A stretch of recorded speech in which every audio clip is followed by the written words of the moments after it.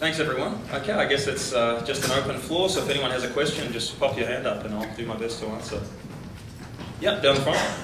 First of all, I commend you on your audacity in just seizing the moment and saying you're going to do something and do it. I wanted to ask you, were there scenes that were extremely difficult to cut out, but you had to, knowing that a film has to be a certain length? Absolutely, that's a very good question. Look, you could make a 3-hour film about this guy, and obviously we did have longer cuts. You know, there was a 90-minute cut. The one that I loved, though, was this cut, which is about an hour. And the thing that really appealed to me was that it could play on television all around the world, and that's why this film is a shorter feature, if you will. I think the big thing that we had to cut out and be quite merciless about was all of the 1980s stuff. Now, Peter's work from the 1980s was absolutely courageous. And the reason that he dressed up as this woman, Evita Besaidenout, you know, it wasn't just to do this kind of funny, fey drag act. It was so that he could criticize the government. It was so he could do this really bloodthirsty satire and get away with it, you know, because that was an era where people would mysteriously go missing overnight, you know, if you said the wrong thing about the apartheid government. So that body of work from that time was so powerful, but I think the thing that resonated for me the most was his work with the young people in the film. And I spoke a lot to the editor, Frans Vandenberg, and he said, you know, you have to just remember what it was that inspired you. And when I first saw Peter on stage, it was definitely him talking about the school kids, because they were my age at the time.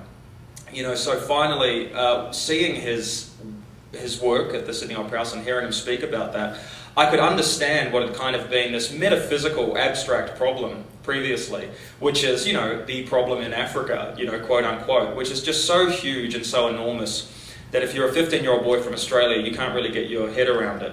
But because he spoke about individuals, and because he told individual stories, and because I got this sense of him inspiring one person at a time, and always having this ethos of the ocean is made up of lots of individual drops, that was what inspired me, and that was why I got on that plane to go and meet him and see him working with these young people. So I decided that the film had to focus on the now, and so that's why it is the Pieter-Dirk Uys story of, you know, the 2000s and not the 1980s. Yes, sir. Has this film gone back to the places where it was shot in South Africa? And if so, what has its impact been on both the communities there and on Peter? Yeah, look, I mean, Peter's been quite, you know, overwhelmed, I think, by the response to the film. It's been really humbling for both of us, you know. I mean, I extend everything to him. He's the most incredible subject that you could ever ask for. And, you know, Peter and I stay in touch, and, you know, I mean, recently the film won a British Film Institute award, which was quite extraordinary, so he was very chuffed about that. The film was theatrically released in South Africa briefly. I know it played in the big cities. To be honest, I think Peter is so focused on continuing to do his own live performance that we haven't really spoken a lot about screenings of the film in the townships. But I mean, I think that would be quite an extraordinary thing to hold that mirror, you know, up to them. And if I have any regrets with it, it would be that I haven't actually been there, back to those townships to play the film, because I think they'd get something out of seeing themselves reflected back, because the voices are just so strong, you know, their engagement with political ideals, it just completely belies their age. I mean, some of the kids I spoke to were like 8 or 9 years old, and, you know, as you saw from their testimonies in this film, they are just wise beyond their years. Yeah, at the very back. How does a 16-year-old make a film like this? Was this your first film? You just hopped on a plane and you got to school?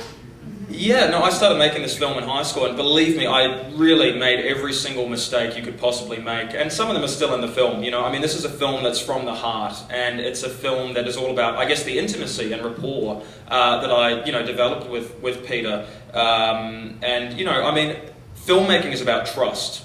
And I think I showed Peter that I was going to work really hard, you know, and because of that I was able to win his trust, and so he sort of opened up his life and, you know, would share these things with me. But mate, I made every mistake imaginable. I mean, literally the first day that I got to South Africa, I shot everything on 35mm film. I'd organised a massive truck to come and this huge Panavision camera, you know, with a lens like this. And I spent about 6,000 on the first day, and I think I had 6,500. Because I thought to make a movie, you've got to shoot it on film, otherwise it's not a real film.